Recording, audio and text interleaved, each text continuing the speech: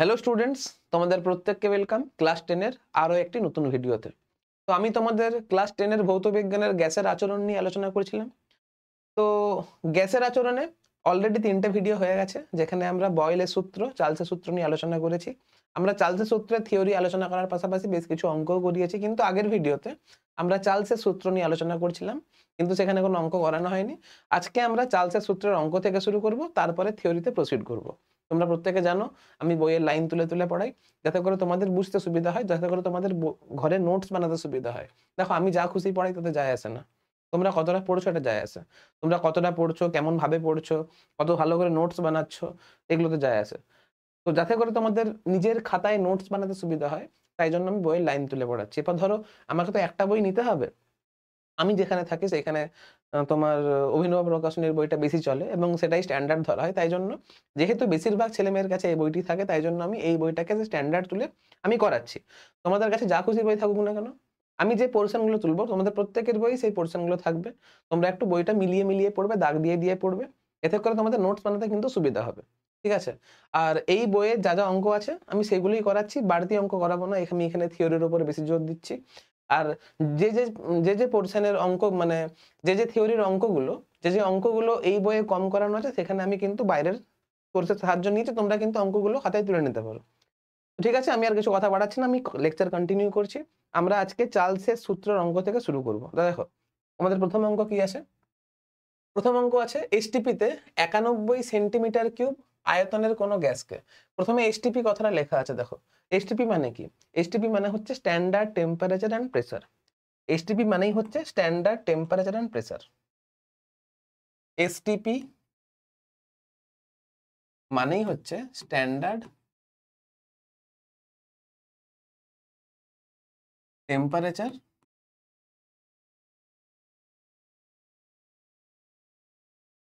And pressure.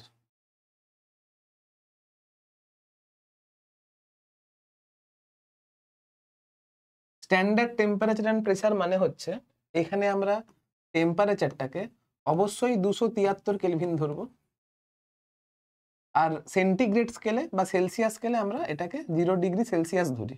ঠিক আছে? আমরা এটাকে 0°C ধরি। চাপটাকে আমরা 1 atm ধরি, বা 73 সেমি উঁচু পারস্তম্ভের চাপের সঙ্গে সমান ধরি। তাই জন্য 76 সেমি Hg লেখা আছে। ঠিক আছে? এবারে দেখো, এখানে এসটিপি তে উষ্ণতা বলে দিয়েছে, দেখো 0°C বা 273 কেলভিন। ঠিক আছে? এরপর আয়তনটা কত বলে দিয়েছে? 91 সেন্টিমিটার কিউব। তাহলে এখানে আয়তন V1 অবশ্যই দেওয়া থাকবে। দেখো, গ্যাসটির প্রাথমিক আয়তন V1 = 91 সেন্টিমিটার কিউব। যখন তোমরা লিখবে তখন অবশ্যই লিখবে গ্যাসটির প্রাথমিক আয়তন V1 = 91 সেন্টিমিটার কিউব। আমি লিখে দিচ্ছি গ্যাসটির আয়তন,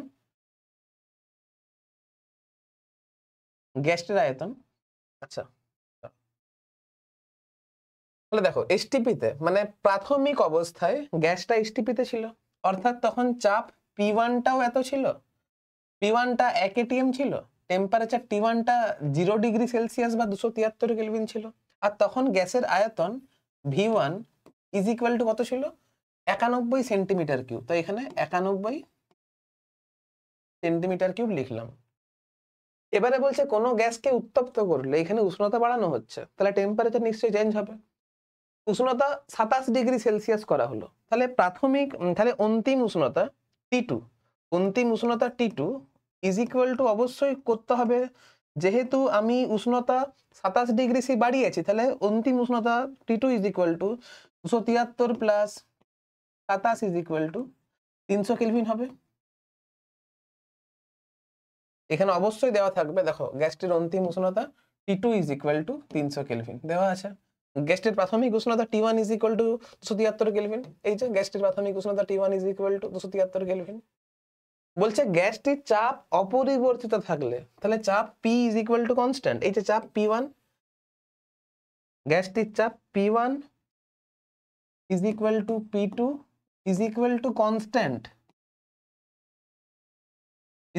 কনস্ট্যান্ট। আর যেহেতু গ্যাসের চাপ কনস্ট্যান্ট, তোমরা প্রত্যেকে জানো গ্যাসের চাপ যদি কনস্ট্যান্ট থাকে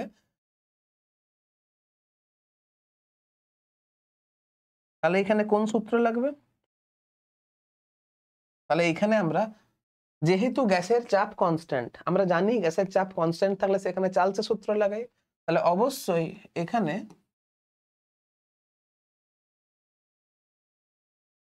চার্লসের সূত্রানুসারে, চার্লসের সূত্র লাগবে বেসিক্যালি। চার্লসের সূত্রানুসারে কি থাকে? চার্লসের সূত্রানুসারে কি থাকে? চার্লসের সূত্রানুসারে আমার থাকে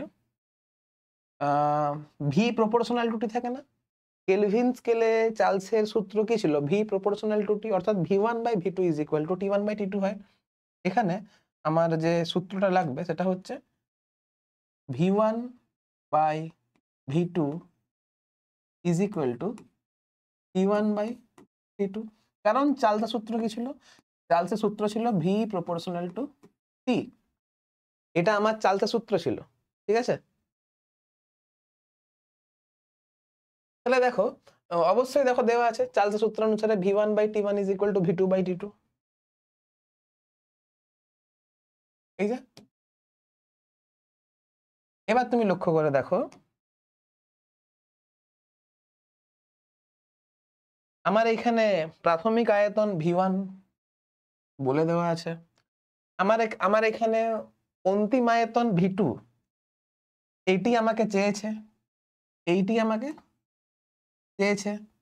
আমাকে প্রাথমিক উষ্ণতা T1 বলে দেওয়া আছে, T1 273 কেলভিন। আমাকে অন্তিম উষ্ণতা T2 বলে দেওয়া আছে, T2 হচ্ছে তোমার 300 কেলভিন। তাহলে আমি এখান থেকে V2 এর মান পাবো না? অবশ্যই V2 এর মান পাবো। V2 এর মান কত হবে বলো তো? এখান থেকে পাবো V2 ইজ ইকুয়াল টু হবে,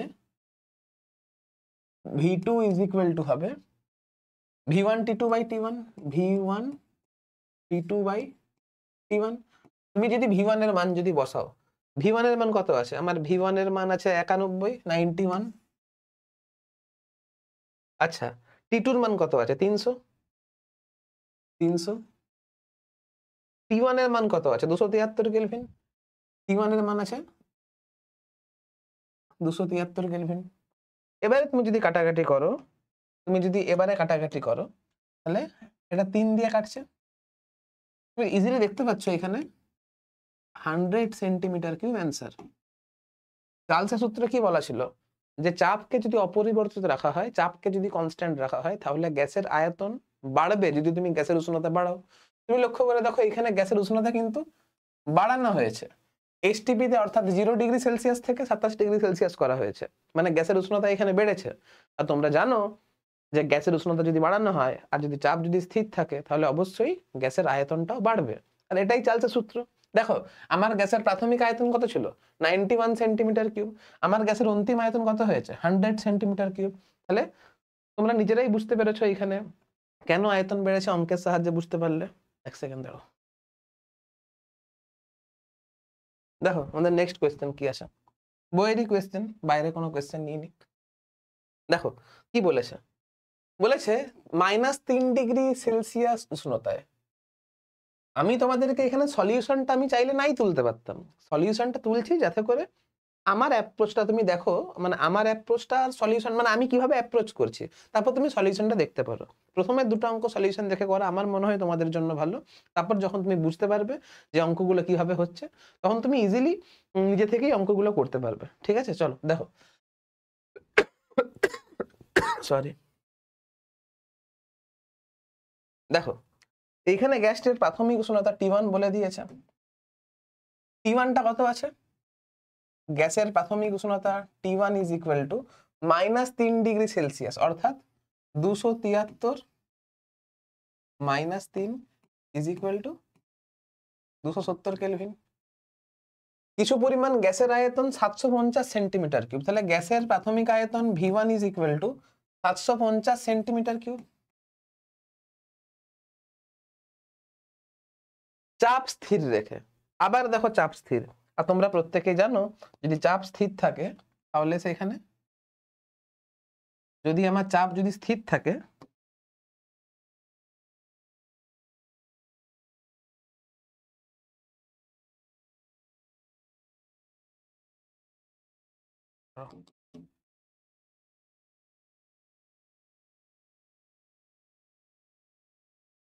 চাপ স্থির থাকলে কোন সূত্র লাগে? অবশ্যই লাগে এখানে চার্লসের সূত্র। চার্লসের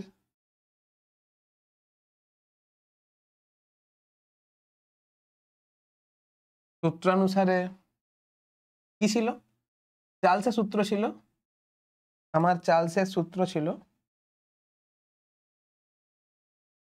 ভি প্রপোর্শনাল টু টি, অর্থাৎ v1/t1 is equal two v2/t2। এটা আমার চার্লসের সূত্র ছিল, ঠিক আছে। এবারে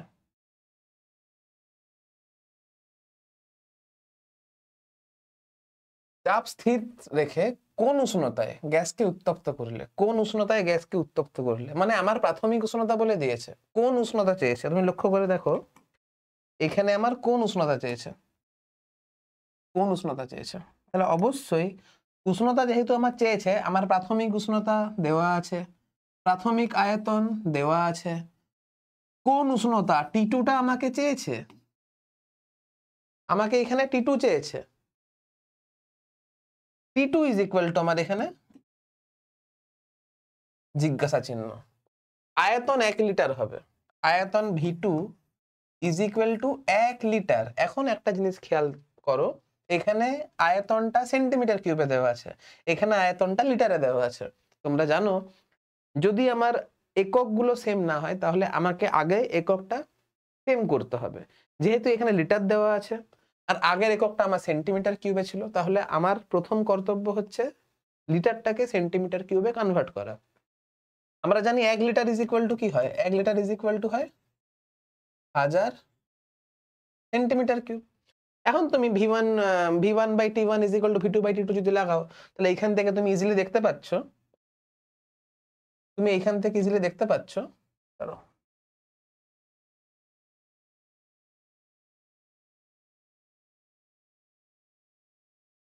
তুমি এখান থেকে ইজিলি দেখতে পাচ্ছ v2 না t2 ইজ ইকুয়াল টু হচ্ছে v1 t1 v2 by v1। t1 কত দেওয়া আছে 270, v1 কত দেওয়া আছে 750,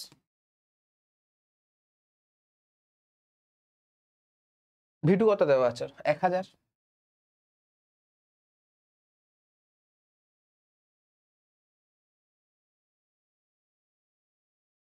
আমি যদি কাটাকাটি করি তাহলে কত হবে বলো তো, এটা 3-এ কাটবে, এটা 4-এ কাটবে,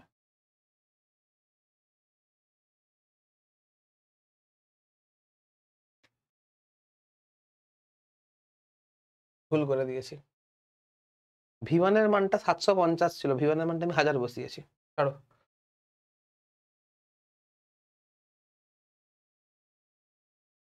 t1 এর মান ছিল 270, 270, v1 এর মান ছিল সরি v2 এর মান ছিল 1000,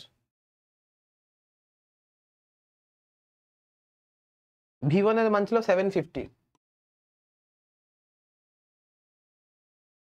এখন যদি আমি 250 দিয়ে কাটাকাটি করি, এটা 250 4-এ 1000, 250 3-এ 750, এটাকে যদি কাটাকাটি করি তাহলে 390, তাহলে এটা হয়ে যাচ্ছে 360 কেলভিন।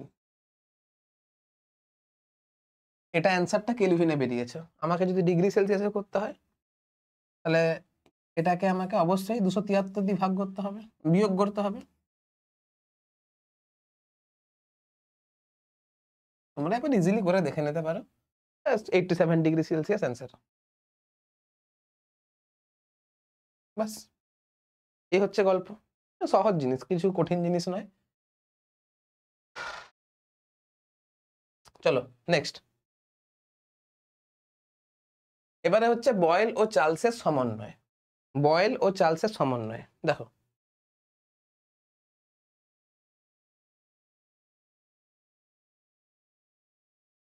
না, লিখে লিখে করাবো না, ডাইরেক্ট এইখান থেকেই করিয়ে দিই।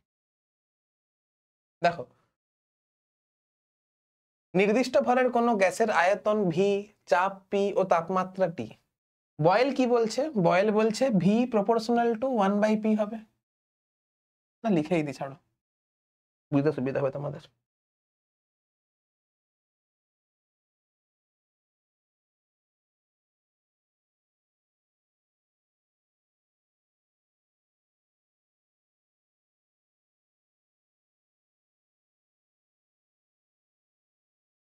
বয়েল কি বলছে?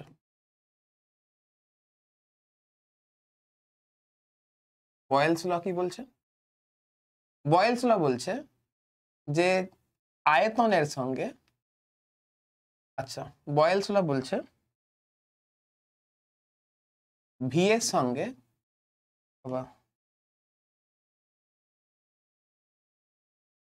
বয়েলস ল বলছে আয়তন ভি এর সঙ্গে চাপের ব্যস্তানুপাতিক সম্পর্ক। কখন? না যখন গ্যাসের উষ্ণতা টি ইজ ইকুয়াল টু কনস্ট্যান্ট। আবার চার্লস কি বলছে? আবার চার্লস বলছে,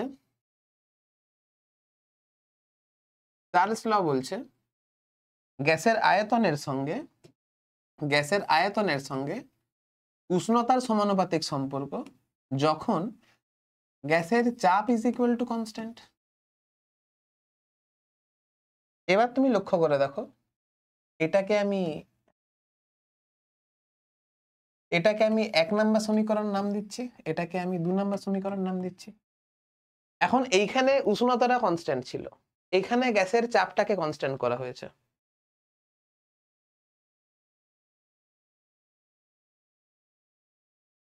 এখানে গ্যাসের উষ্ণতা কনস্ট্যান্ট ছিল বয়েলের সূত্রতে, এখন চার্লসের সূত্রতে গ্যাসের চাপকে কনস্ট্যান্ট করা হয়েছে। যদি এবারে আমি কোনো কিছুই যদি কনস্ট্যান্ট না রাখি, যদি আমি তিনটেকেই যদি ভ্যারিয়েবল করে নিই, যদি আমি গ্যাসের আয়তন ভি, গ্যাসের চাপ পি আর গ্যাসের উষ্ণতা টি, এই তিনটেকেই যদি আমি ভ্যারি করাই, এই তিনটেকেই যদি আমি পরিবর্তন করি,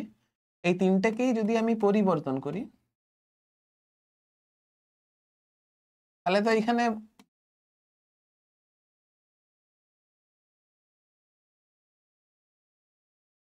এই তিনটেকেই যদি পরিবর্তন করি তাহলে বয়েল সূত্রও লাগবে, আবার চার্লসের সূত্রও লাগবে। কেন বয়েলের সূত্র লাগবে? কারণ বয়েলের সূত্র আয়তন আর চাপের সঙ্গে সম্পর্ককে প্রকাশ করে। কেন চার্লসের সূত্র লাগবে? কারণ চার্লসের সূত্র আয়তনের সঙ্গে উষ্ণতার সম্পর্ককে প্রকাশ করে। তাহলে এই দুটোকে কম্বাইন করতে হবে। তাহলে 1 ও 2 থেকে পাই, 1 এবং 2 থেকে পাই, আমি যৌগিক ভেদের উপপাদ্য অনুসারে লিখতেই পারি ভি এর সঙ্গে T/P এর সমানুপাতিক সম্পর্ক, ভি এর সঙ্গে T/P এর সমানুপাতিক সম্পর্ক লিখতে পারি। তাহলে এইখান থেকে লেখা যেতে পারে ভি ইজ ইকুয়াল টু কোনো একটা কনস্ট্যান্ট কে আসবে, এটা ইন্টু T/P, যেখানে কেটা হচ্ছে সমানুপাতিক ধ্রুবক, কেটা হচ্ছে আমার সমানুপাতিক ধ্রুবক, কে ইজ ইকুয়াল টু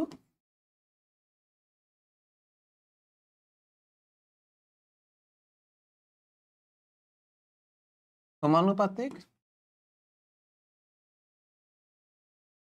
ধ্রুবক। তাহলে আমি এইখান থেকে লিখতেই পারি যে P V by T is equal to constant, লিখতেই পারি। তাহলে P V by T is equal to constant লিখতেই পারি। এইটাকেই গাণিতিকভাবে লেখা যায়, P1 V1 by T1 is equal to P2 V2 by T2 is equal to dot dot dot dot, ঠিক আছে?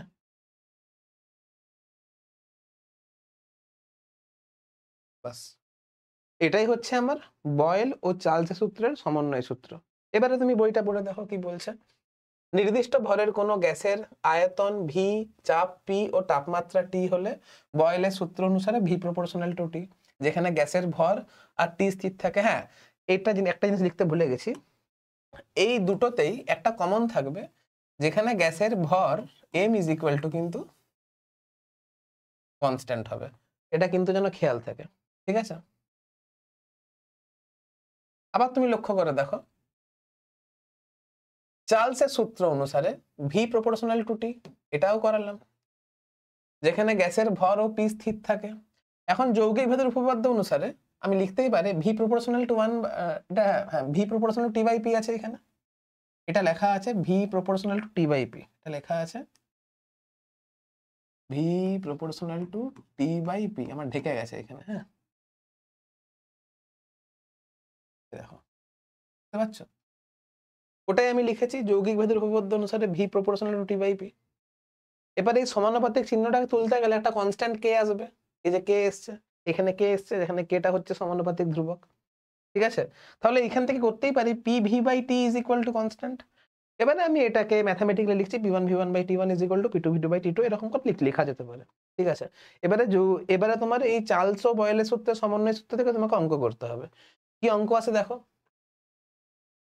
কি বলছে দেখো, 27 ডিগ্রি সি তাপমাত্রায়, 27 ডিগ্রি সি তাপমাত্রায় মানে গ্যাসের প্রাথমিক উষ্ণতা টি1 আমাকে বলে দিয়েছে, গ্যাসের প্রাথমিক উষ্ণতা টি1 আমাকে বলে দিয়েছে।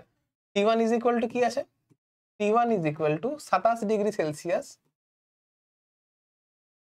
27 ডিগ্রি সেলসিয়াস অর্থাৎ 273 plus 27 is equal to 300 kelvin. তুমি লিখবে প্রাথমিক উষ্ণতা টি1 ইজ ইকুয়াল টু, দেখো না এখানে অবশ্যই লিখবে প্রাথমিক উষ্ণতা টি1 লিখেছে, দেখো প্রাথমিক উষ্ণতা টি1 লিখেছে, দেখতে পাচ্ছ? তুমি প্রাথমিক উষ্ণতা কথাটা লিখবে। আচ্ছা, কোনো গ্যাসকে উত্তপ্ত করলে তার চাপ ও আয়তন উভয়ই দ্বিগুণ হয়ে যায়, চাপ ও আয়তন উভয়ই দ্বিগুণ হয়ে যায়। তাহলে এক কাজ করি, প্রাথমিক চাপ P1 is equal two P ধরি, প্রাথমিক আয়তন V1 ইজ ইকুয়াল টু আমি ভি ধরছি। যেহেতু চাপ আর আয়তন উভয়ই দ্বিগুণ হয়ে গেছে, তাহলে অন্তিম চাপ P2 is equal to 2P ধরতে পারি, অন্তিম আয়তন V2 is equal two 2V ধরতে পারি। গ্যাসের চূড়ান্ত উষ্ণতা কত? গ্যাসের অন্তিম উষ্ণতা T2 চেয়েছে, এটাকে হাইলাইট করে দিই।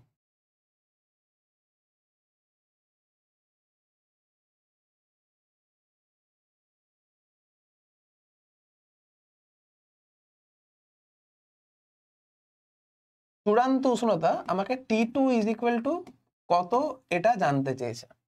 তুমি লক্ষ্য করে দেখো, তুমি এখানে লক্ষ্য করে দেখো প্রত্যেকটা রাশি পরিবর্তন হয়েছে, T1টা T2 তে পরিবর্তিত হবে, তাই জন্যই তো গ্যাসের চাপটা দ্বিগুণ হবে এবং গ্যাসের আয়তনটাও দ্বিগুণ হবে। তুমি লক্ষ্য করে দেখো এখানে কেউই স্থির নেই, আর যেহেতু এখানে কেউ স্থির নেই তাই জন্য এখানে আমি সমন্বয় সূত্র লাগাবো, এটাকে বক্স করে দিই। তাহলে এখানে কি সূত্র লাগবে? এখানে অবশ্যই সমন্বয় সূত্র লাগবে। এখানে কি সূত্র লাগবে? P1,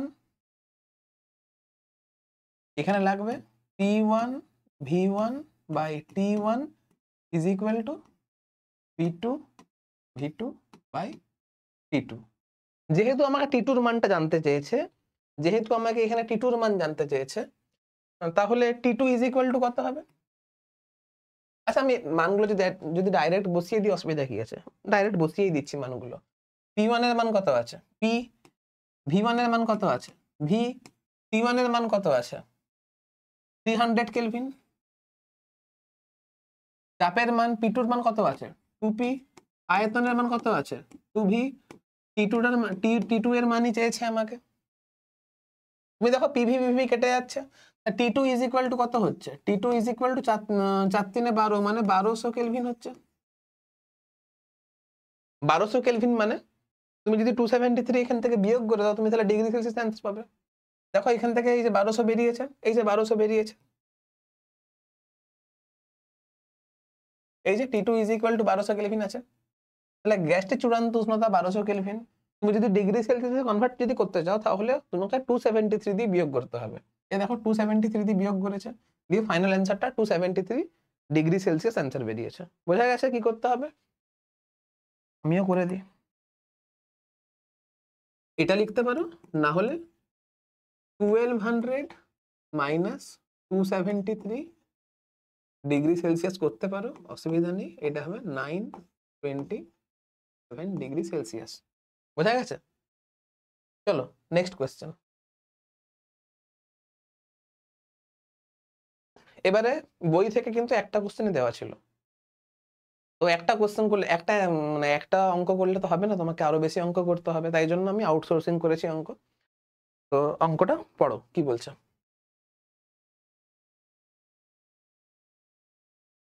দেখো, নির্দিষ্ট ভর বিশিষ্ট একটি গ্যাসকে -15 ডিগ্রি, আচ্ছা একটা কথা বলি, যেহেতু একটা অঙ্ক করালাম, তোমরা এই অঙ্কটাকে নিজে চেষ্টা করো, ভিডিওটা পজ করো, আগে অঙ্কটা নিজে চেষ্টা করো, যদি করতে পারো খুব ভালো, দেখো মনে আনন্দ হবে এবং আরো অঙ্ক করার একটা অনুপ্রেরণা পাবে।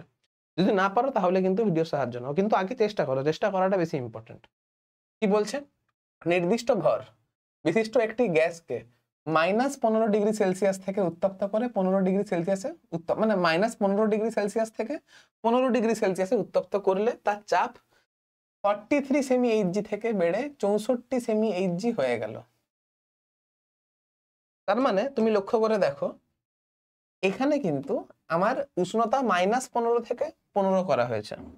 তাহলে প্রাথমিক উষ্ণতা T1 হবে, অন্তিম উষ্ণতা প্রাথমিক উষ্ণতা T1 কত হবে? 273 মাইনাস 15 এত কেলভিন। অন্তিম উষ্ণতা T2 ইজ ইকুয়াল টু হবে, আচ্ছা ছাড়ো, কত হচ্ছে এটা আগে করো তো, এখানে হবে 8 5 258 কেলভিন।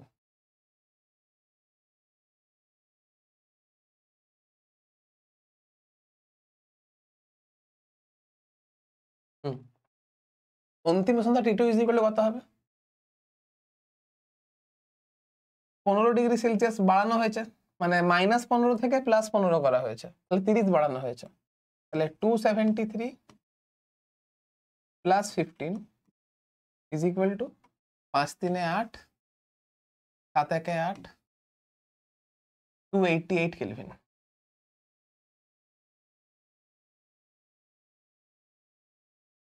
288 কেলভিন। যার জন্য চাপ, প্রাথমিক চাপ কত ছিল? প্রাথমিক চাপ P1 ইজ ইকুয়াল টু ছিল 43 সেমি এইচজি। অন্তিম চাপ P2 কত ছিল? 64 সেমি এইচজি। গ্যাসটির প্রাথমিক ও চূড়ান্ত আয়তন দ্বয়ের অনুপাত নির্ণয় করো। তাহলে আমাকে কি করতে হবে? এখানে আমাকে কি করতে হবে?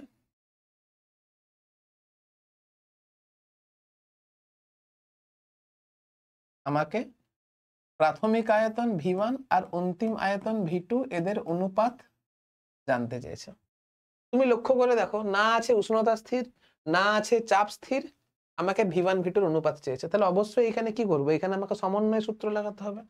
লাগাও তাহলে সমন্বয় সূত্র। সমন্বয় সূত্র আমার কি ছিল? সমন্বয় সূত্র আমার কি ছিল?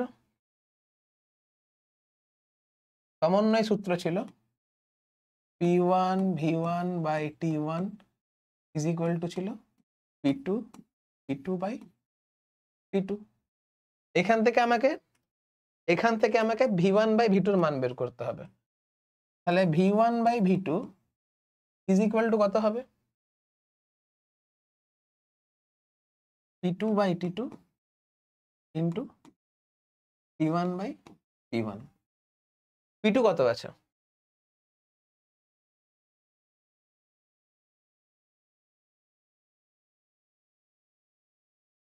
আমি যদি এটাকে এখানে করি,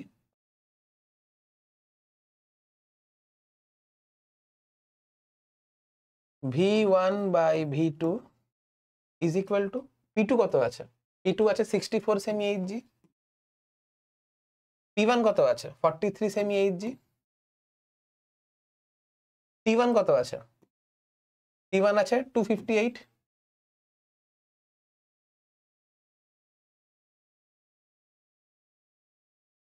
T2 কত আছে? আচ্ছা T1 আছে এত, T2 কত আছে? T2 হচ্ছে 288। কাটাকাটি করতে হবে। তুমি আগে কি করবে,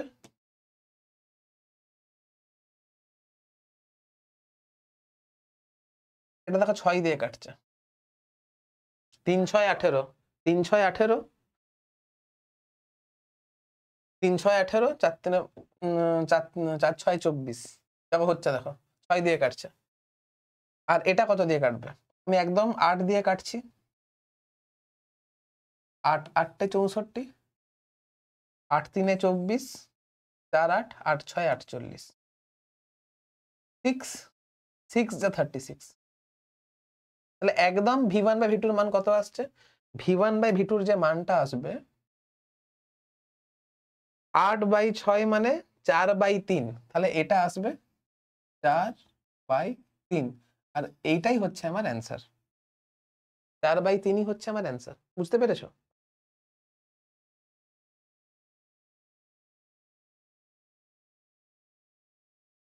চলো নেক্সট কোয়েশ্চেন। নেক্সট কোয়েশ্চেন কি বলছে দেখো, বলছে 27 ডিগ্রি সেলসিয়াস উষ্ণতায়, 27 ডিগ্রি সেলসিয়াস উষ্ণতায় 750 mm পারস্তম্ভের চাপে 100 সিসি গ্যাস আছে। ভালো কথা। তাহলে আমাকে প্রাথমিক উষ্ণতা, T1 is equal to 27 degree Celsius বলে দিয়েছে, তাহলে 273 plus 27 is equal to 300 kelvin. 700 mm পারস্তম্ভের চাপে, তাহলে প্রাথমিক চাপ P1 বলে দিয়েছে, প্রাথমিক চাপ P1 is equal two 750 mm পারস্তম্ভের চাপ, 750 mm Hg। প্রাথমিক আয়তন V1 ইজ ইকুয়াল টু বলে দিয়েছে, V1 is equal two 100 CC. এবারে লক্ষ্য করে দেখো 600 mm পারস্তম্ভের চাপে কত উষ্ণতায় গ্যাসটির আয়তন 3 গুণ হবে। তাহলে আমাকে এখানে অন্তিম চাপ P2 বলে দিয়েছে, অন্তিম চাপ P2 ইজ ইকুয়াল টু বলেছে 600 mm Hg।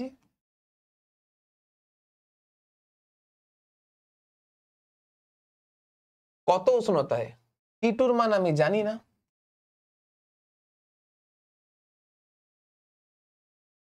গ্যাসটির আয়তন 3 গুণ হবে, অর্থাৎ V2 ইজ ইকুয়াল টু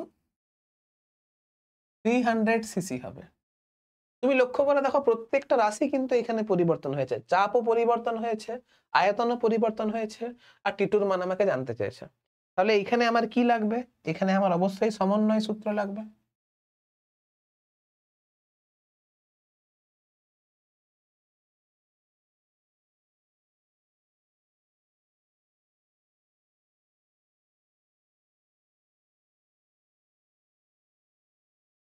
সমন্বয় সূত্র কি বলছে, P1 V1 by T1 is equal to P2 V2 by T2।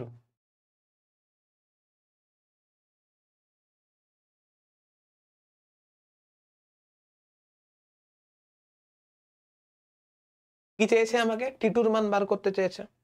তাহলে এইখান থেকে আমি ইজিলি T2 এর মান ক্যালকুলেট করতে পারবো। আচ্ছা আমি মানটা একদম বসিয়ে দিই, হ্যাঁ, P1 V1 T1 মানে এটা হবে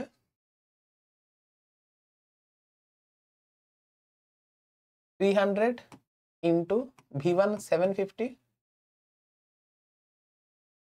বাই T1 হচ্ছে, ভুল করলাম, P1 হচ্ছে 100 সিসি, V1 P1 750, T1 কত আছে 300 is equal to P2, P2 এর মান 600 mm Hg আছে, V2 এর মান 300 সিসি আছে, T2 এর মান কত আছে, T2 এর মান আমি জানি না,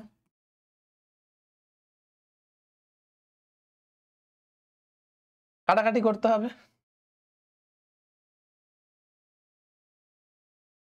করো কাটাকাটি, এই 100 কাটবে, এখানে 300 কাটবে, 3 হবে, এখানে একটা 0 কাটবে, এখানে একটা 0 কাটবে, 15 4 जा 60, 15 5 जा 75, 5 60 जा 300। টি2 এর মান কত বেরোচ্ছে? টি2 ইজ ইকুয়াল টু বেরোচ্ছে 4 3 12, 12 ইন্টু 60, 12 ইন্টু 60 মানে 720 কেলভিন। তোমাকে যদি ডিগ্রি সেলসিয়াস অ্যান্সার যদি বের করতে হয় তাহলে 720 মাইনাস 273 ডিগ্রি সেলসিয়াস কত হবে? এখানে আসবে 7, এখানে আসবে 4, এখানে আসবে 447 ডিগ্রি সেলসিয়াস। বাস, সহজ জিনিস, কোনো কঠিন জিনিস নয়। তাহলে 447 ডিগ্রি সেলসিয়াস হচ্ছে আমার অ্যান্সার, 447 ডিগ্রি সেলসিয়াস, এটা হচ্ছে আমার অ্যান্সার।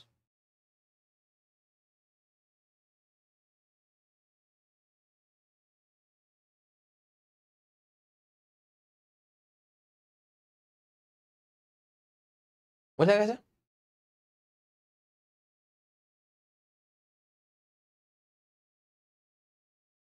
চলো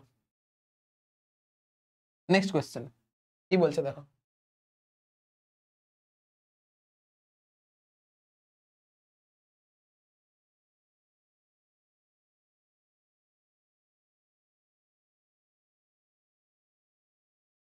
থ্রি 300 কেলভিন উষ্ণতায় 700 mm এইচজি চাপে কোনো গ্যাসের আয়তন 300 সেমি কিউব হলে, সেমি কিউব হবে, হ্যাঁ এটা সেমি কিউব হবে, সেমি লেখা হয়ে গেছে। তাহলে প্রাথমিক উষ্ণতা T1 বলে দিয়েছে, প্রাথমিক উষ্ণতা T1 is equal to 300 kelvin বলে দিয়েছে। আগে চেষ্টা করো অঙ্কটা, প্রথমেই দেখে দেখে করতে যেও না, ভুল হবে কিন্তু, মানে ভুল হবে বলছি, পারবে না তাহলে। আগে চেষ্টা করো, তারপর দেখো যদি পেরে যাও খুব ভালো, যদি না পারো দেখো কেন পারছিলে না, আগে অ্যানালাইসিস করো, ঠিক আছে। T1 is equal to 300 kelvin উষ্ণতায় চাপ P1 ইজ ইকুয়াল টু কত বলেছে? চাপ P1 ইজ ইকুয়াল টু বলেছে 760 mmHg।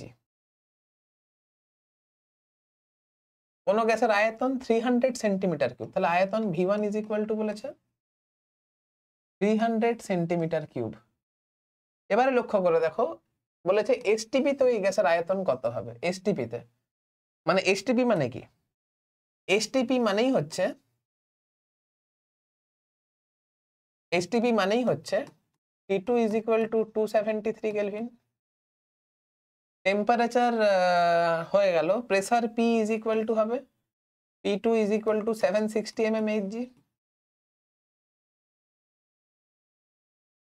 আয়তন কত মানে V2 ইজ ইকুয়াল টু কত জানতে চেয়েছে। তুমি একটা জিনিস লক্ষ্য করে দেখো, এখানে P1 এর মানও যা P2 এর মানও তা, মানে আলটিমেট P এর মান স্থির, কিন্তু ultimate P is equal to constant.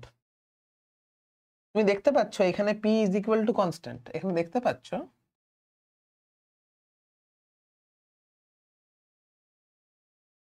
এখানে P is equal to constant আছে। আর তোমরা প্রত্যেকে জানো যদি চাপটা কনস্ট্যান্ট থাকে তাহলে সেখানে চার্লসের সূত্র লাগে। তাহলে তুমি একটা পদ্ধতি চার্লসের সূত্র থেকে করতে পারো, একটা পদ্ধতি হচ্ছে তুমি চার্লসের সূত্র থেকে করে নাও।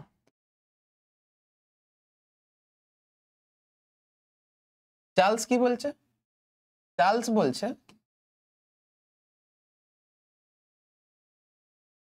চার্লস ল কি বলছে, V প্রপোর্শনাল টু T মানে V1 by T1 is equal to V2 by T2, এটা চার্লস বলছে।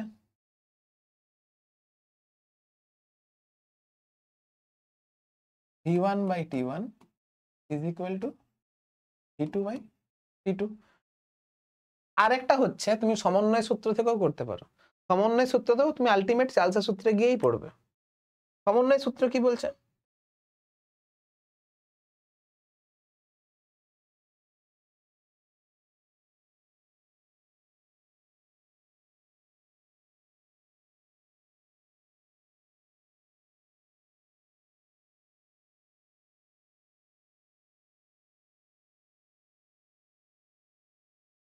সমন্বয় সূত্র কি বলছে? P1 V1 by T1 is equal to P2 V2 by T2। তুমি লক্ষ্য করে দেখো আলটিমেট যেহেতু এখানে চাপটা কনস্ট্যান্ট, P কনস্ট্যান্ট, তাহলে P1 আর এই P2 কেটে যাবে, তাহলে ultimate V1 by T1 is equal to V2 by T2 আসছে। তুমি চার্লসের সূত্র ডাইরেক্ট লাগিয়েও করতে পারো, আবার তুমি সমন্বয় সূত্র ডাইরেক্ট লাগিয়েও করতে পারো, তোমার ব্যক্তিগত ব্যাপার তুমি কোনটা থেকে করবে। কি বললাম বুঝতে পারলে? যেটাতে পারবে সেটাতে করবে, ঠিক আছে? চলো দেখো,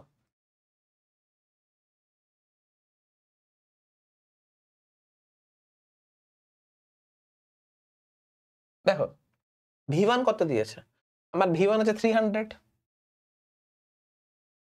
T1 কত আছে, T1 আছে আমার 300, V2 কত আছে, V2 আমি জানি না, T2 কত আছে, T2 273। তাহলে এখান থেকে দেখতে পাচ্ছ V2 এর মান যেটা বেরোচ্ছে সেটা কেটে যাবে, এগুলো, তাহলে 273 বেরোচ্ছে, তাহলে 273 হচ্ছে আমার রাইট অ্যান্সার।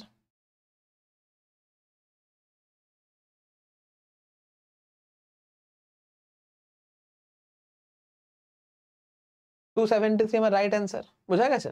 চলো নেক্সট, আবার অঙ্ক আছে। কি বলছে দেখো, 20 ডিগ্রি সেলসিয়াস উষ্ণতায় রক্ষিত একটি নির্দিষ্ট ভরের গ্যাসের চাপ দ্বিগুণ ও আয়তন অর্ধেক করা হলো, বাস এটাই হচ্ছে গল্প।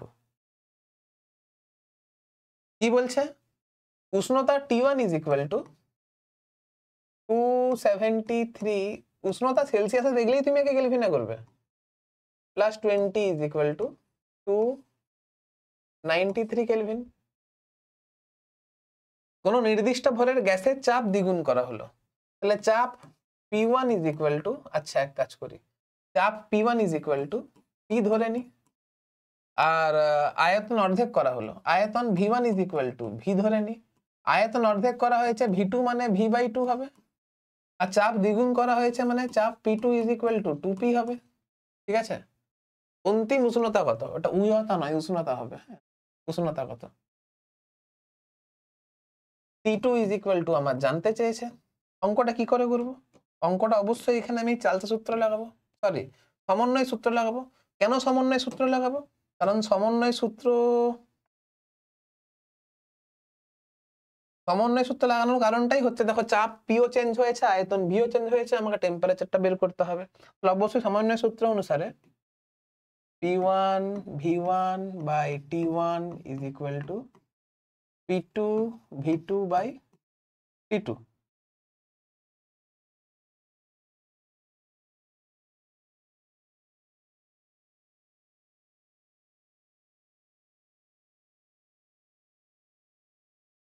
ঠিক আছে, এবারে তুমি যদি এখানে লাগাও P1 এর মান কত, P, V1 এর মান কত, V, T1 এর মান কত 293, চাপ P এর মান কত 2P, আয়তন V এর মান কত, V2 এর মান কত V বাই 2, আর উষ্ণতা T2 এর মান আমার জানতে চেয়েছে।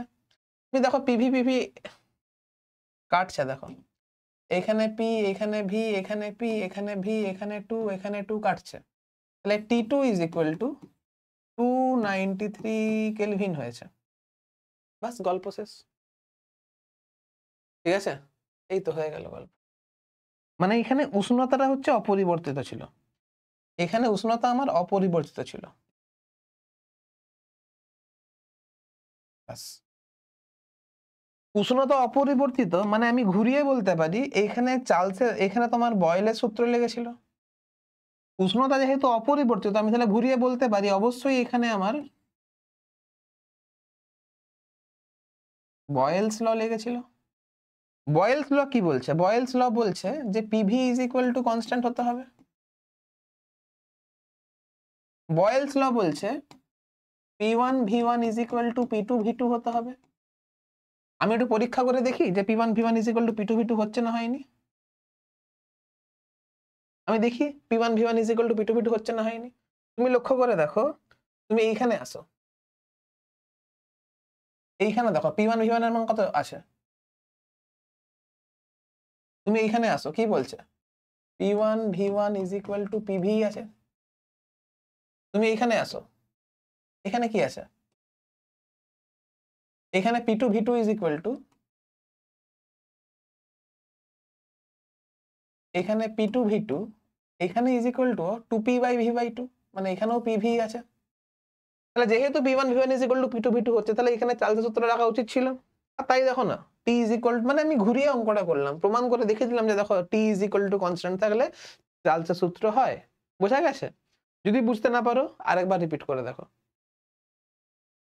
লাস্ট অঙ্ক মনে হয় এটা।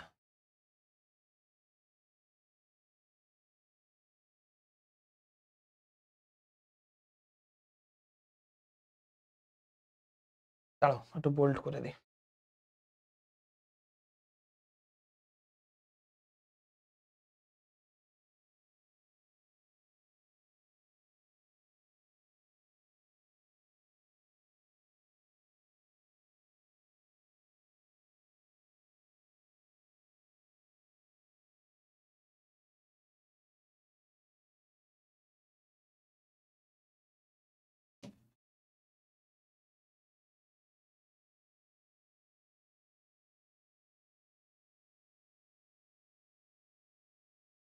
চলো, ঠিক আছে, কি বলছে দেখো। নেক্সট কোশ্চেন, 27 ডিগ্রি, এটা তো অঙ্কটা হলো মনে হচ্ছে অঙ্কটা। অঙ্কটা হয়ে গেছে, ছাড়ো এই অঙ্কটা দরকার নেই। এই অঙ্কটা কি বলছে দেখো, কোন আবদ্ধ গ্যাসের উষ্ণতা, আবদ্ধ গ্যাস আছে, দেখো আবদ্ধ গ্যাস আছে, খেয়াল করবে গ্যাসটা হচ্ছে আবদ্ধ। আবদ্ধ গ্যাস যদি হয়, আবদ্ধ গ্যাস যদি হয় তাহলে V is equal to constant হওয়া উচিত। তাহলে অবশ্যই ভি ইজ ইকুয়াল টু আমার কনস্ট্যান্ট হওয়া উচিত। উষ্ণতা 1 ডিগ্রি সেলসিয়াস বৃদ্ধি করলে গ্যাসের চাপ এত % বৃদ্ধি পায়। তাহলে প্রাথমিক উষ্ণতা T1 ইজ ইকুয়াল টু, আমি টি ধরে নিচ্ছি, অন্তিম উষ্ণতা T2 is equal to 1 degree বেড়েছে মানে T প্লাস 1 কেলভিন ধরে নিচ্ছি, এটাও T কেলভিন ধরে নিচ্ছি। চাপ 0.4% বৃদ্ধি পায়, তাহলে চাপ P1 is equal two P ধরে নিচ্ছি, চাপ P2 ইজ ইকুয়াল টু 0.4% বেড়েছে না, তাহলে P প্লাস 0.4 বাই 100 এত বেড়েছে। তাহলে এইখানে আমি লিখতে পারি P যদি কমন নিই তাহলে কত হচ্ছে 1 প্লাস 4 বাই 1000, তাহলে এটা হবে 1004।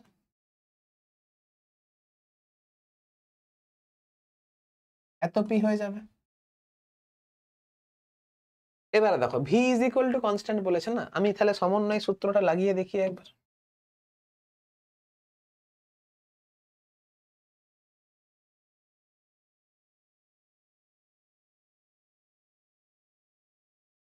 P1 V1 by T1 is equal to P2 V2 by T2, এটা করে দেখি একবার।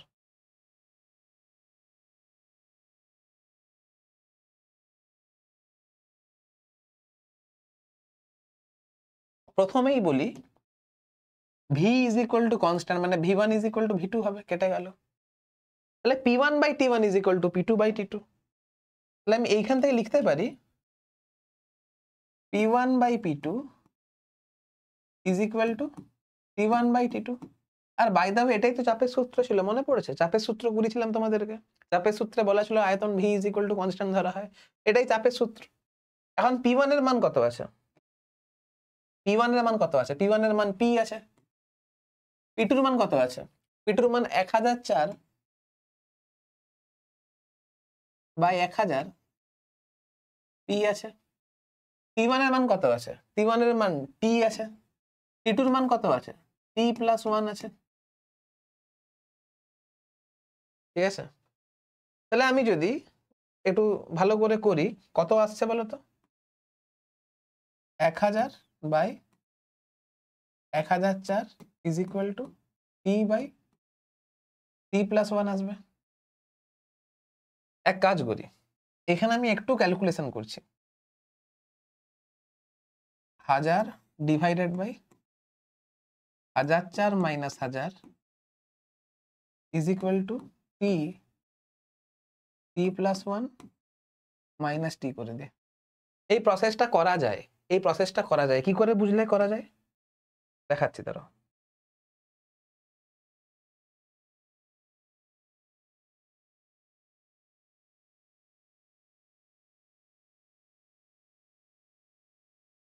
দেখো, 2 এর 3 ইজ ইকুয়াল টু 4 এর 6 তুমি লিখতে পারো, দিয়ে 2 by 3 minus 2 is equal to 4 by 5 minus 4 যদি করো তাহলে কত আসছে বলো তো? এখানটা 2 আসছে, আর এখানটা 4 বাই 2 মানে আলটিমেট 2 আসছে। তার মানে আলটিমেট 2 আসছে, আসছে তো?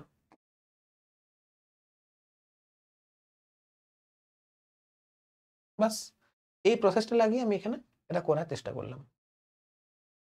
দেখো,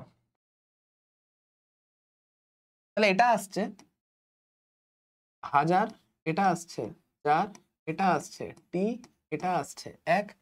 তাহলে টি এর মান কত আসছে? আমার যে টি এর মান আসছে, আমাকে এখানে প্রাথমিক উষ্ণতা চেয়েছে না? প্রাথমিক উষ্ণতা চেয়েছে। প্রাথমিক উষ্ণতা মানেই তো হচ্ছে টি। প্রাথমিক উষ্ণতা মানেই তো হচ্ছে টি। টি এর মান কত এসছে? 250 আসছে। টি ইজ ইকুয়াল টু 250 কেলভিন আসছে, বা এটাই লিখতে পারো minus 23, sorry minus 23 degree Celsius আসছে। কারণ কেলভিন থেকে সেলসিয়াসে যেতে গেলে তোমাকে 273 দিয়ে বিয়োগ করতে হয়। চলো, অঙ্ক আর নেই, এবারে আসছি আদর্শ গ্যাস ও বাস্তব গ্যাস। আদর্শ গ্যাস কাকে বলে এবং বাস্তব গ্যাস কাকে বলে? একটা জিনিস খেয়াল রাখবে, আদর্শ গ্যাস মানেই হচ্ছে যারা বয়েল ও চার্লসের সূত্র মেনে চলে। ঠিক আছে, আমি একটু বড় করে করি, দাঁড়াও।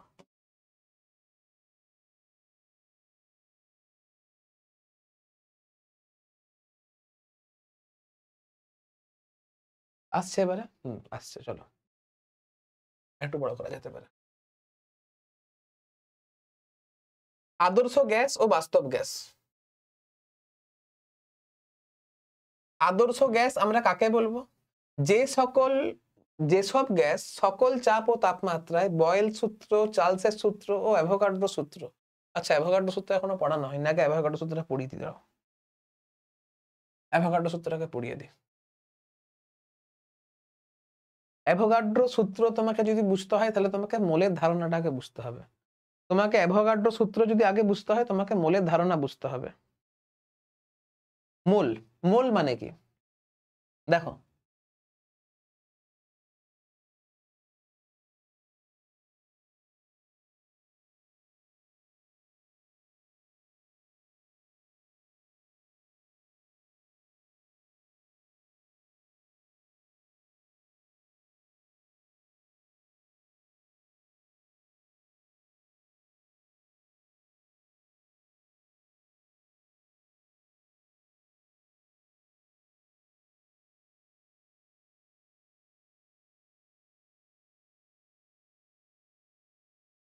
ঠিক আছে। আমরা যেমন জানি যে এক ডজন, আমরা যেমন জানি যে এক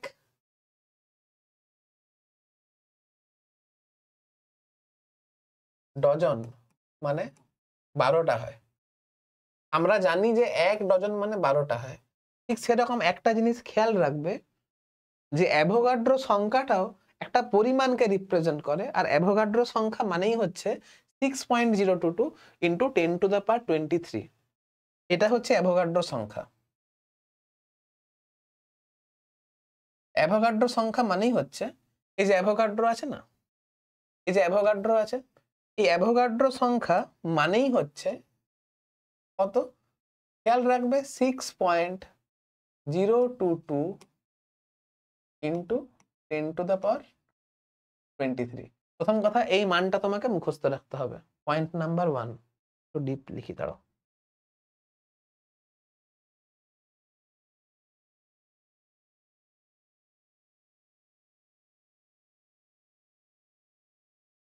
অ্যাভোগাড্রো সংখ্যা এর মানেটাই হচ্ছে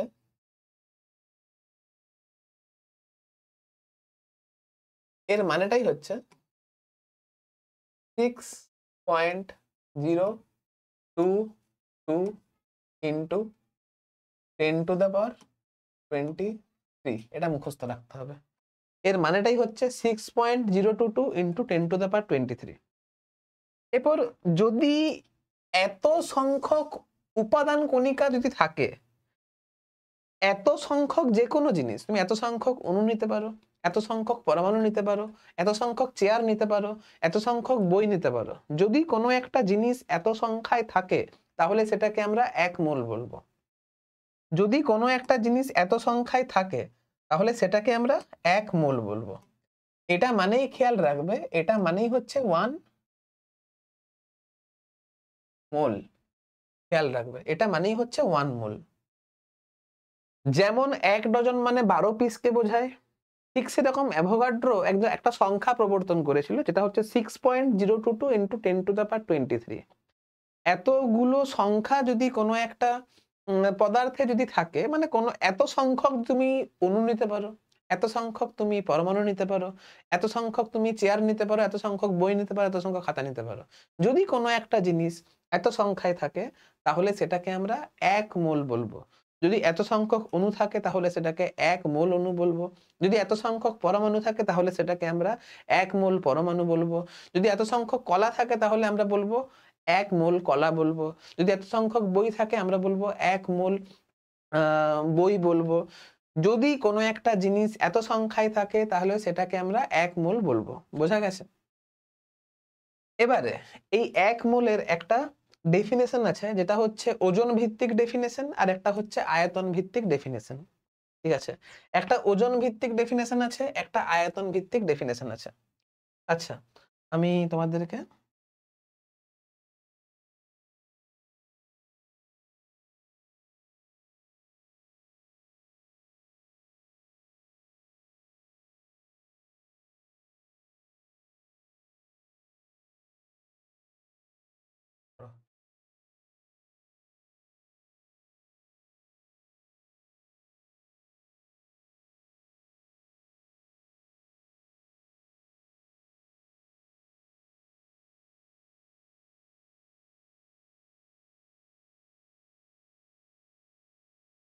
হুম,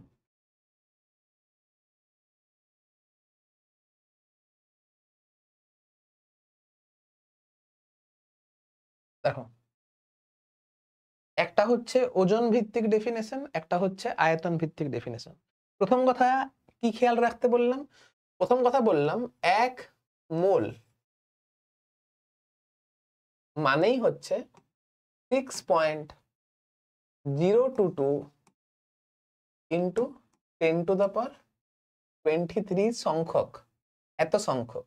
এটাকে আমরা অ্যাভোগাড্রো সংখ্যা দিয়ে, এটাকে আমরা অ্যাভোগাড্রো সংখ্যা বলি, এটাকে আমরা NA দিয়ে প্রকাশ করি। কি বললাম বুঝতে পারলে? খেয়াল রাখবে, মুখস্থ রাখবে। ঠিক আছে? এবার দেখো, আমি যদি লিখি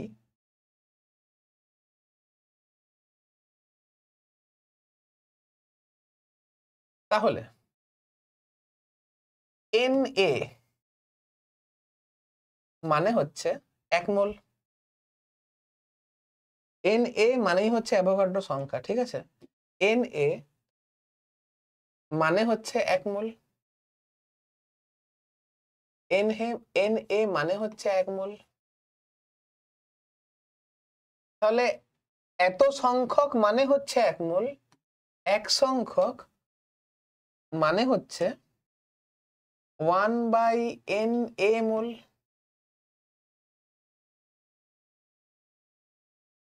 যদি আমি n সংখ্যক কোনো একটা জিনিস নিই তাহলে সেটা বেসিক্যালি কত মোলকে প্রকাশ করবে? সেটা প্রকাশ করবে N/NA এত মোলকে, যেটাকে আমরা স্মল n দিয়ে প্রকাশ করব। যেটাকে আমরা স্মল n দিয়ে প্রকাশ করব। ঠিক আছে?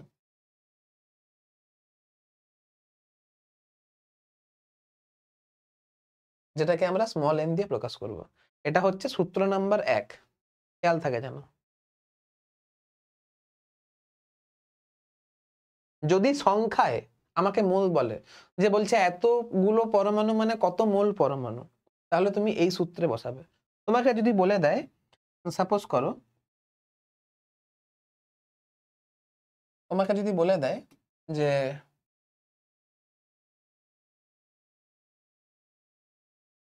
3.011 into 10 to the power 22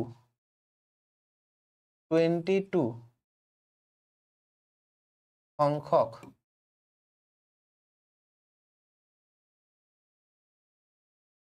H পরমাণু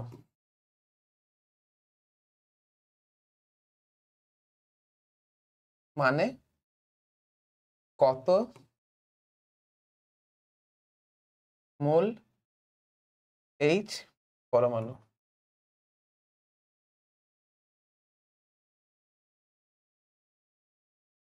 তোমাকে যদি এটা জিজ্ঞাসা করে, তুমি কি করবে? তখন তুমি সিম্পল একটা সূত্র লাগাবে, এটা হচ্ছে n/n। আমাকে এখানে n এর মানটা কত বলে দিয়েছে? n এর মানটা এত বলে দিয়েছে। তাহলে মোল সংখ্যা n যদি ক্যালকুলেট করি, তাহলে n ইজ ইকুয়াল টু হবে 3.011 into 10 to the power 23 divided by 6.022 into 10 to the power 23। তুমি যদি কাটাকাটি করো, তাহলে এখানে n is equal to half মোল আসছে। বোঝা গেছে?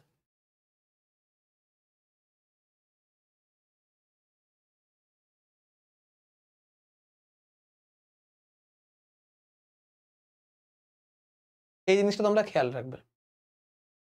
তোমাকে যদি বলে যে 6টা কলা মানে ক ডজন কলা, তুমি বলবে হাফ ডজন কলা। কি করে করলে? 6 ভাজিত 12 করলে। তোমাকে যদি বলে 6 পিস বানানা,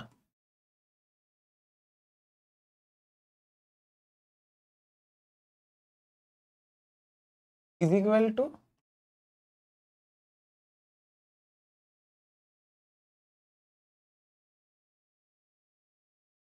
how much?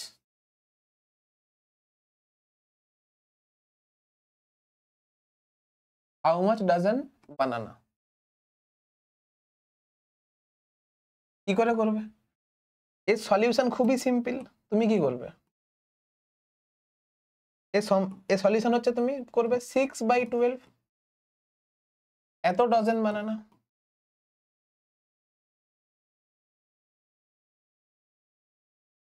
কি করে করলে?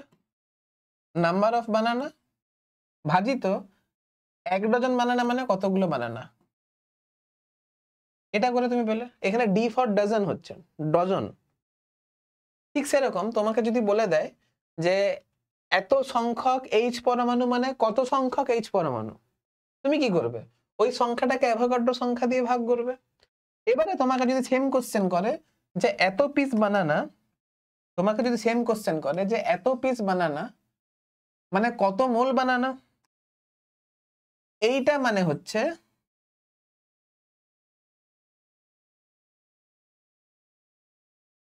এইটা মানে হচ্ছে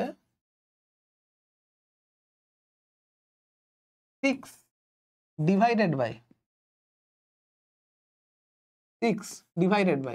6.022 into 10 to the power 23 এত মোল বানানা। কি বললাম বুঝতে পারলে? এগুলো কিন্তু খেয়াল রাখতে হবে তোমাকে।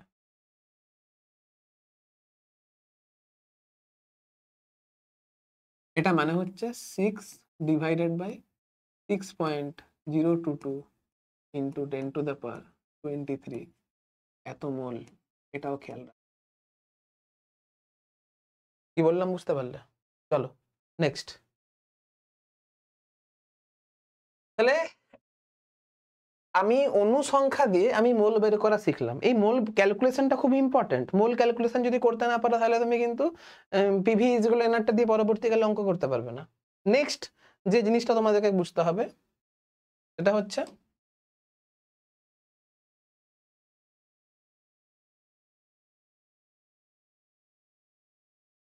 নেক্সট তোমাকে যে জিনিসটা বুঝতে হবে সেটা হচ্ছে ভর দিয়ে আমি কি করে মোল ক্যালকুলেট করব। এইখানে একটা সূত্র খেয়াল রাখবে, এইখানে যে সূত্র তোমাকে খেয়াল রাখতে হবে সেটা হচ্ছে 1 মোল 1 মোল মানে হচ্ছে মলিকুলার ওয়েট।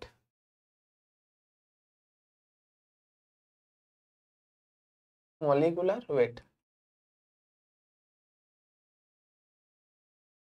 এটা খেয়াল থাকে যেন। মলিকুলার ওয়েট মানে হচ্ছে আণবিক ওজন।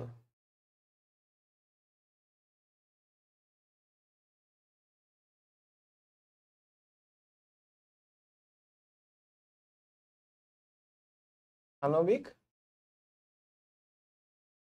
ওজন এটাকে আমরা এম দিয়ে প্রকাশ করি। কি বললাম বুঝতে পারলে?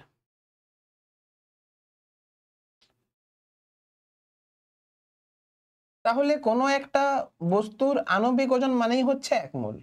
কোনো একটা বস্তুর আণবিক ওজন মানে এটাকে এম দিয়ে প্রকাশ করি। তাহলে এম গ্রাম কোনো একটা বস্তু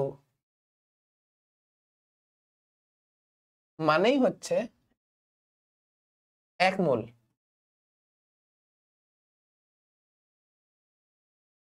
এক গ্রাম বস্তু মানে হচ্ছে 1/m মোল।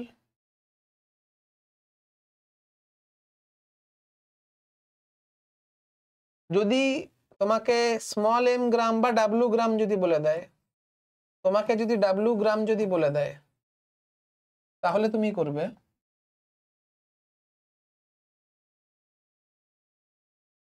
W/M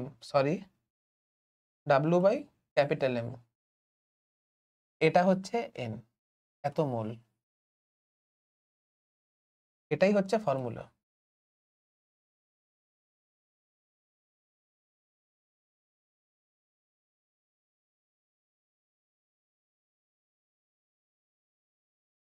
তোমাকে মুখস্থ রাখতে হবে। এইখান থেকেও তোমার অঙ্ক চলে আসে, প্রচুর অঙ্ক আসে এখান থেকে। তাহলে এই মোল ক্যালকুলেশন গুলো তোমাকে বুঝতে পারতে হবে, ঠিক আছে? এই দুটো সূত্র খেয়াল রাখতে হবে। এবারে আসছি অ্যাভোগাড্রোর। অ্যাভোগাড্রো কি বলছে দেখো।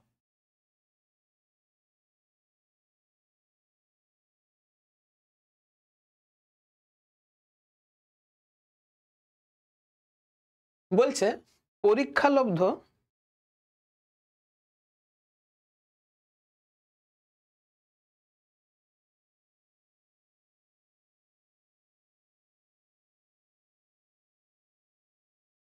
পরীক্ষালব্ধ তথ্য থেকে দেখা গেছে যে নির্দিষ্ট চাপ ও তাপমাত্রায় বাস্তব গ্যাস সমূহের মোলার আয়তন প্রায় সমান হয়। এসটিপিতে সমস্ত বাস্তব গ্যাসের পরীক্ষালব্ধ মোলার আয়তনের মান 22.4 লিটার হয়।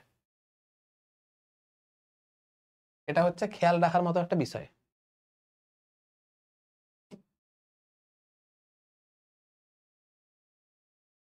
ঠিক আছে। বলছে এসটিপিতে তুমি যে কোনো গ্যাস নাও, এসটিপি মানে 0°C উষ্ণতা, আর চাপের দিক দিয়ে 1 atm চাপ। যদি এসটিপিতে তুমি কাজ করো, যদি এসটিপি নাও, তাহলে স্ট্যান্ডার্ড টেম্পারেচার এন্ড প্রেসারে যদি যাও, তাহলে উষ্ণতার মান 0°C হয়, আর চাপের মানটা 1 atm হয়, অর্থাৎ 76 সেমি পারস্তম্ভের চাপের সঙ্গে সমান হয়। যদি এই কন্ডিশনে আসো, তাহলে দেখা গেছে যে 1 মোল পরিমাণ যে কোনো গ্যাসের আয়তন হচ্ছে 22.4 লিটার। তাহলে এইখান থেকে আরেকটা ফর্মুলাতে আমি এলাম, যেটা হচ্ছে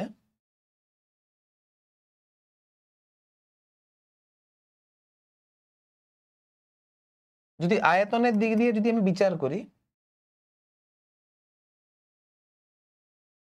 1 যদি আমি 1 মোলে যদি আসি, 1 mole is equal to 1 mole any gas any gas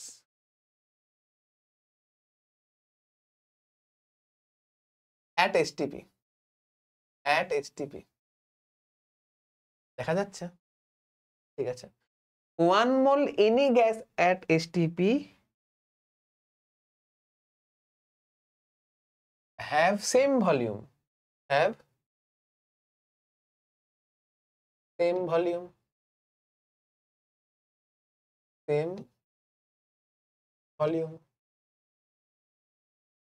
তার মানে আমি যদি 1 মোল যে কোনো গ্যাস নিই, 1 মোল যে কোনো গ্যাসের আয়তন সেম হয়।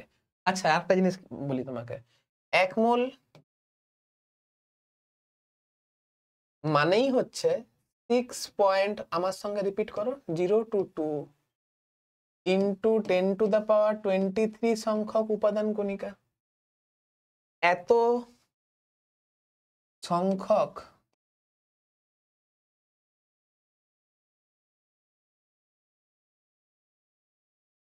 গ্যাস অণু।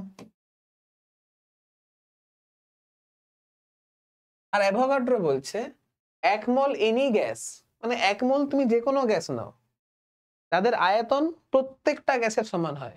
তার মানে 1 মোল H2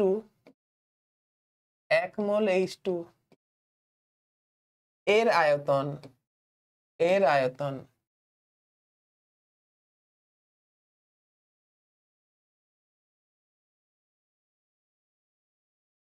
ইজ ইকুয়াল টু হবে 1 মোল অক্সিজেনের আয়তন ইজ ইকুয়াল টু হবে 1 মোল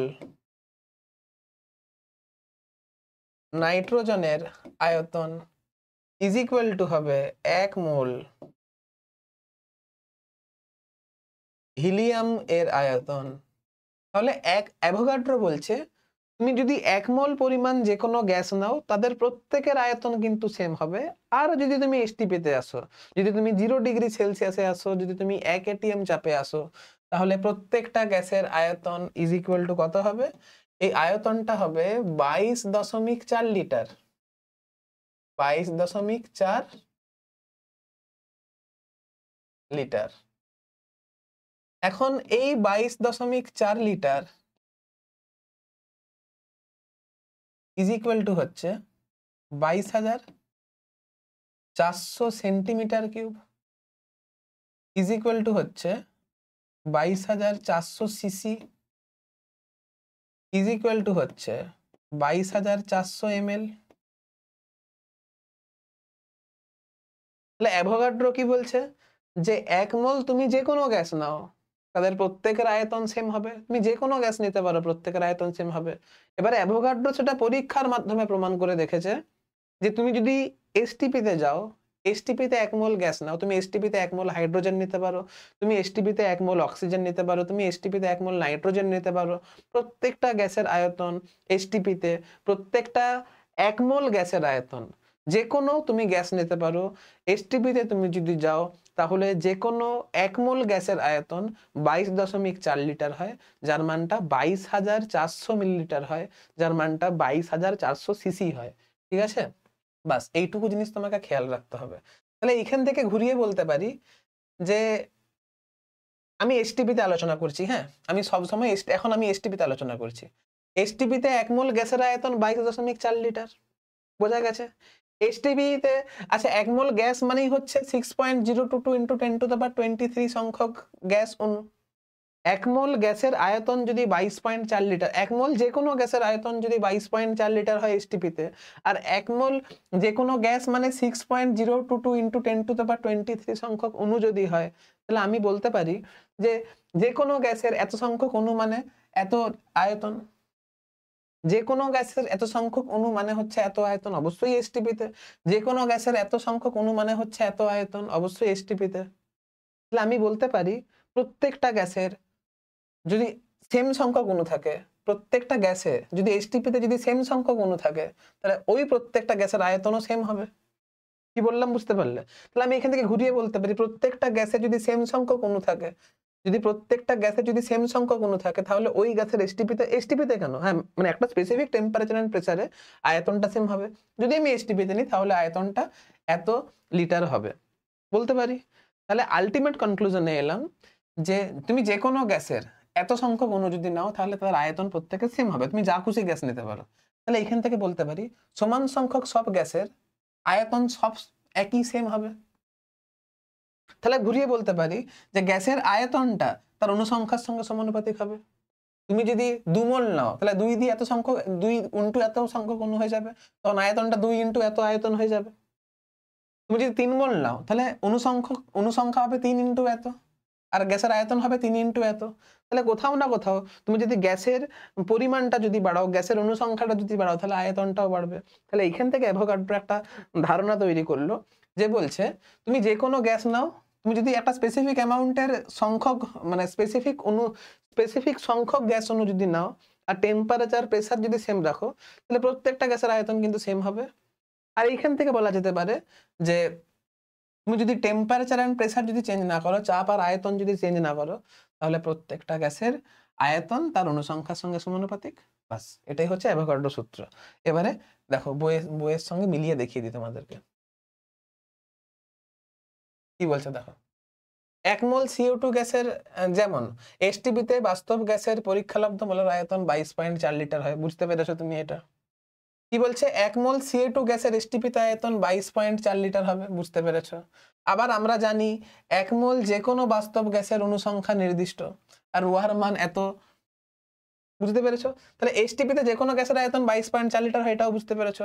1 মোল যে কোনো বাস্তব গ্যাসের অনুসংখ্যার মান সমান, যার মান হচ্ছে 6.022 ইনটু 10⁻23, এটাও বুঝতে পেরেছো। তাহলে যেমন 1 মোল CO2 গ্যাসে অনুসংখ্যা এত,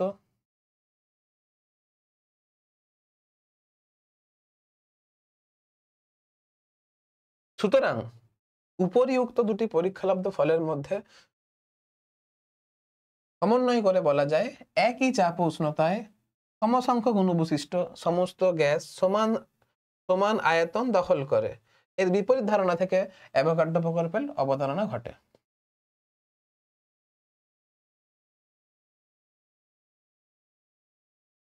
ব্যাস বোঝা গেছে? তাহলে অ্যাভোগাড্রো প্রকল্প কি বলছে? সমচাপ ও তাপমাত্রায় সম আয়তন সকল গ্যাসীয় পদার্থের মধ্যে অনুসংখ্যা সর্বদাই সমান। তাহলে তুমি যদি চাপ আর উষ্ণতা যদি কনস্ট্যান্ট রাখো, তুমি যদি গ্যাসের চাপ আর উষ্ণতা যদি নির্দিষ্ট রাখো, তাহলে সম আয়তন সকল গ্যাসে সম আয়তন সকল গ্যাসীয় পদার্থের মধ্যে অনুসংখ্যার মান সর্বদাই সমান। যেমন তুমি এসটিপিতে চলে যাও, তুমি 1 মোল হাইড্রোজেন নাও, তুমি 1 মোল অক্সিজেন নাও, তুমি 1 মোল নাইট্রোজেন নাও, প্রত্যেকটা গ্যাসের অনুসংখ্যা কিন্তু 6.022 ইনটু 10⁻23 হবে। তাহলে এখান থেকে বোঝা গেল তুমি যদি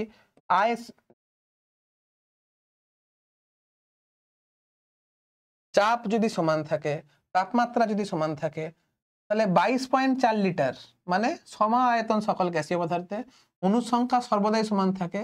এসটিপিতে ওই অনুসংখ্যার মান 6.022 ইনটু 10⁻23 হবে।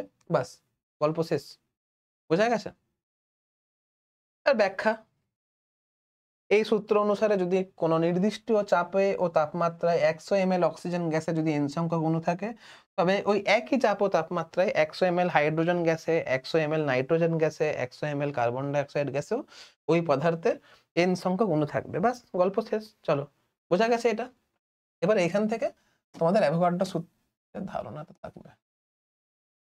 এবার অ্যাভোগাড্রো সূত্রতে আসো। দেখো অ্যাভোগাড্রো সূত্র কি বলছে দেখো। স্থির উষ্ণতায় বললাম উষ্ণতা স্থির থাকবে, ও চাপে কোন গ্যাসের আয়তন গ্যাসটির মূল সংখ্যার সঙ্গে সমানুপাতিক। বর্তমানে একে অ্যাভোগাড্রো সূত্র বলে। দেখো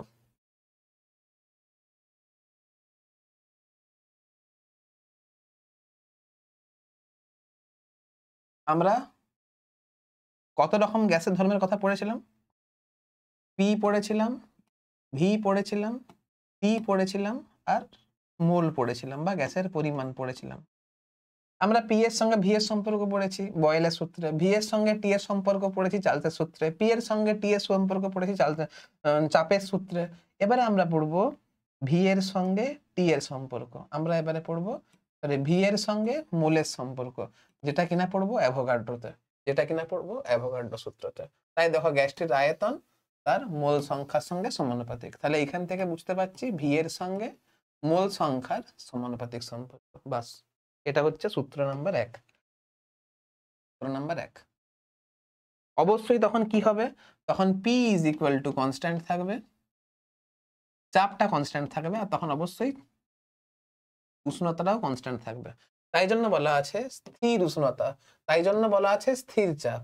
কোন গ্যাসের আয়তন গ্যাসটির মোল সংখ্যার সঙ্গে সমানুপাতিক। কেন সমানুপাতিক হচ্ছে দেখো, ওই যে বললাম 1 মোল এইচটিপিতে বলছি, 1 মোল এর গ্যাসের আয়তন যদি 22.4 লিটার যদি হয়,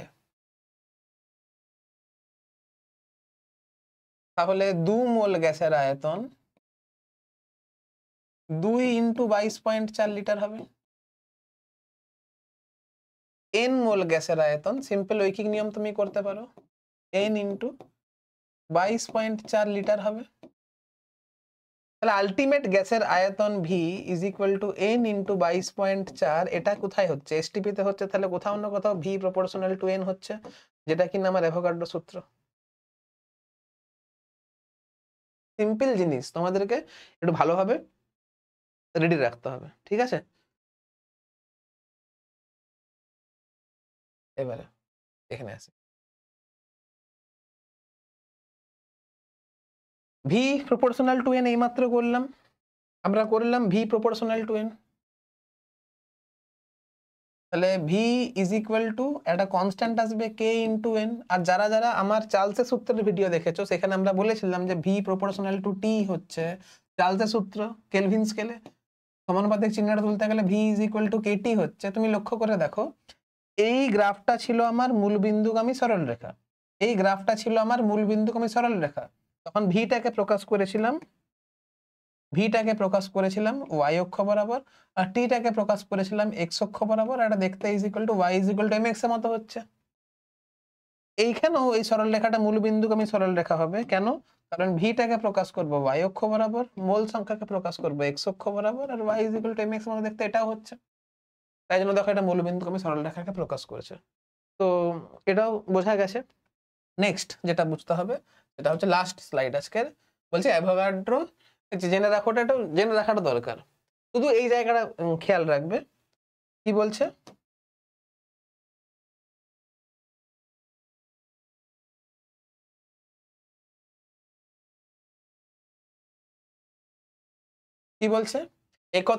একথা মনে রাখতে হবে যে অ্যাভোগাড্রো সূত্রে উল্লেখিত আয়তন গ্যাস দ্বারা অধিকৃত অঞ্চলের আয়তন।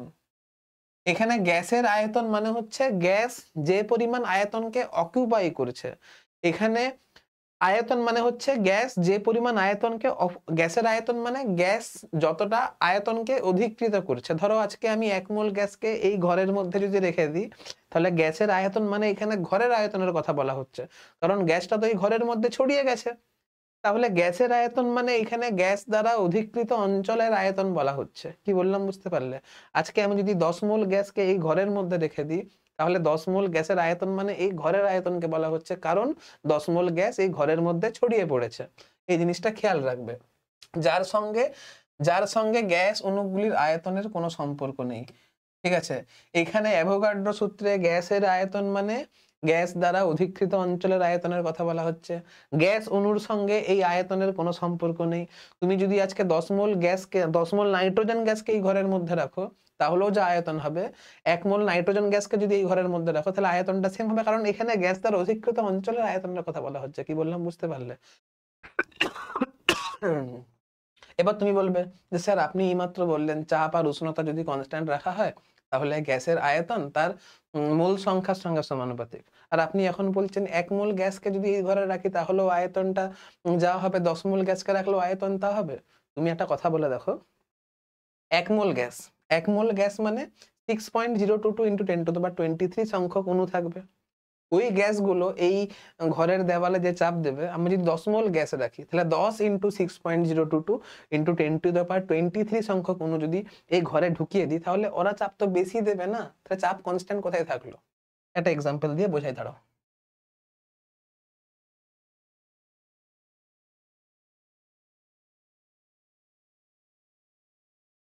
এটা হচ্ছে একটা গ্যাস চেম্বার, আর একটা হচ্ছে এটা এই গ্যাস চেম্বার। সেম এখানে আমি রাখলাম 1 মোল গ্যাস, 1 মোল হাইড্রোজেন, এখানে রাখলাম 10 মোল অক্সিজেন। ঠিক আছে,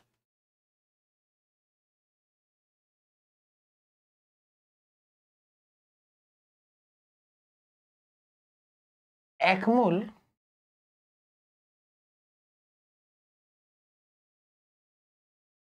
মোল মানে এখানে আছে 6.022 ইন্টু 10⁻23।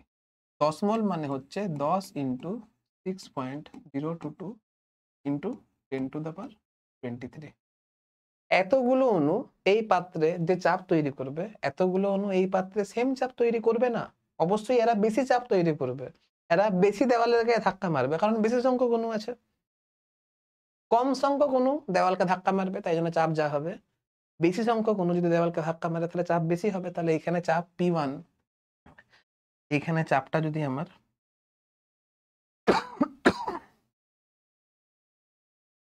এখানে চাপটা যদি P1 হয় আর এখানে চাপটা যদি আমার P2 হয়, তাহলে অবশ্যই P2 এর মানটা বড় হবে P1 এর থেকে। আর যেহেতু গ্যাসের চাপটা যদি কনস্ট্যান্ট না থাকে তাহলে এখানে অ্যাভোগাড্রো সূত্র লাগবেই না। কি বললাম বুঝতে পারলে? এই ছোট ছোট জিনিসগুলো কিন্তু খেয়াল রাখতে হবে। ঠিক আছে, আর এখানে এর মতো কিছু নেই, তোমরা নিজেরা পড়ে নেবে বা বলে দিচ্ছি। দেখো সব যখন বললাম আর এটা না বলার কি আছে। কি বলছে, সমচাপে ও তাপমাত্রায় সম আয়তনের বিভিন্ন গ্যাসীয় পদার্থের অনুসংখ্যা সমান হলেও বিভিন্ন পদার্থের ওদের নিজস্ব আয়তন কিন্তু সমান নয়, নিজস্ব আয়তনটা সমান নয়। এখানে বলছি না গ্যাসের আয়তন মানে গ্যাস দ্বারা অধিকৃত অঞ্চলের আয়তনের কথা বলা হচ্ছে, কিন্তু তুমি যদি গ্যাসীয় অণুর কথা যদি ইমাজিন করো তাহলে সব গ্যাসের অণুর আয়তন তো সেম হয় না, অণুর আয়তন তো সেম হয় না। তুমি যদি হাইড্রোজেন গ্যাসের অণু নাও,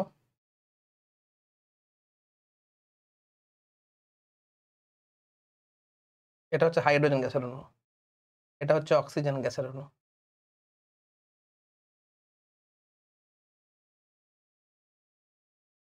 এটা হচ্ছে হাইড্রোজেন গ্যাসের অণু, এটা হচ্ছে অক্সিজেন গ্যাসের অণু। এটা হচ্ছে হাইড্রোজেন গ্যাস, এটা হচ্ছে অক্সিজেন গ্যাস। হাইড্রোজেন গ্যাসের অণু ছোট হবে, অক্সিজেন গ্যাসের অণু আমার বড় হবে। ঠিক আছে, তাহলে এইখানে সমচাপ ও সমতাপমাত্রায় সম আয়তনের বিভিন্ন গ্যাসীয় পদার্থের অনুসংখ্যা সমান হলেও, অনুসংখ্যা সমান হতে পারে কিন্তু গ্যাস এর নিজস্ব মানে গ্যাস অণুর নিজস্ব আয়তন কিন্তু সেম হয় না, কারণ ডিফারেন্ট গ্যাসের মলিকুলার সাইজটা ডিফারেন্ট হয়, অণুর আকারটা ডিফারেন্ট হবে। বাস এটুকু জিনিস তোমাকে খেয়াল রাখতে হবে। আমি আমার মতো করে তোমাদেরকে ভালো করে বোঝাবার চেষ্টা করেছি। এরপরেও তোমাদের যদি কোনো ডাউট থাকে তোমরা অবশ্যই কমেন্ট সেকশনে জিজ্ঞাসা করবে। আমি আলাদা করে মানে ভিডিও যখন করব তখন তোমাদের কমেন্ট সেকশনে সেই অ্যান্সারের উত্তর আমি দিয়ে দেবো। আজকের মতো এতটাই থাক। আমি অ্যাভোগাড্রো সূত্র পড়িয়ে দিয়েছি, এর পরের দিনে সমন্বয় সূত্র নিয়ে আলোচনা করা হবে। আজকের মতো এতটাই এখানে রাখলাম। ততক্ষণ পর্যন্ত পড়তে থাকো, ভালো থাকো, সুস্থ থাকো।